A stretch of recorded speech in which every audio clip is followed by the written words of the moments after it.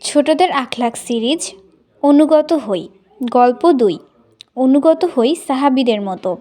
একবার মসজিদে নববীতে দুই ব্যক্তি ঝগড়া শুরু করলেন। ঝগড়া হচ্ছিল পাওনা টাকা নিয়ে। কেউ কাউকে ছাড় দিতে রাজি নন।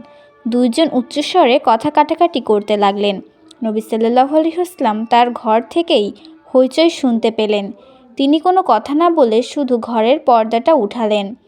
নবীজি দেখলেন সাহাবী কাব রাদিয়াল্লাহু তাআলা আনহু ঝগড়া করছেন আরেক সাহাবীর সাথে।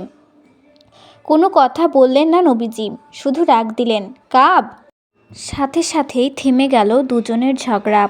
কাব জবাব দিলেন, লাব্বাইক ইয়া রাসূলুল্লাহ, আপনার খেদমতের জন্য আমি প্রস্তুত।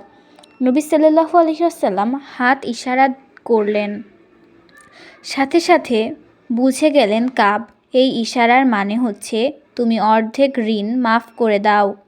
কাব বললেন, ইয়া রাসূলুল্লাহ, আমি তাই করলাম। নবীজির হাতের ইশারাতেই থেমে গেল দুজনের তুমুল ঝগড়া। সাহাবীরা এতটাই মানতেন নবীজিকে, কোনো আদেশ পেলে তারা শুধু একটি কথাই বলতেন, শুনলাম ও মানলাম, কারণ তারা ছিলেন আল্লাহ ও তার রাসূলের অনুগত।